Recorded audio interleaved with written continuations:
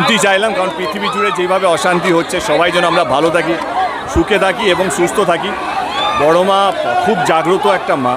আমি খাদানও এর আগে এসেছি, যা চেয়েছি তার থেকে বেশি পেয়েছি। আমার ছবি ধূমকেতু রিলিজ হচ্ছে এবং আমি মায়ের কাছে প্রার্থনা করতে এসেছি যে যেভাবে মানুষ সাড়া দিয়েছে, যেভাবে হল ভর্তি লোক হচ্ছে, তো মাকে ধন্যবাদ জানাতে এসেছিলাম।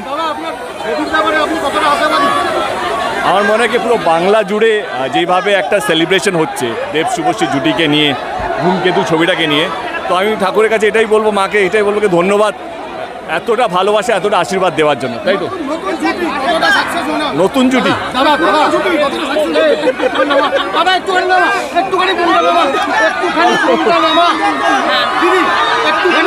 আমি এটাই বলতে চাই, মায়ের কাছে এসে ধন্যবাদ জানিয়েছি যে আমাদের এক্স্যাক্টলি এত পুরনো জুটিকে এত ভালোবাসা দেওয়ার জন্য।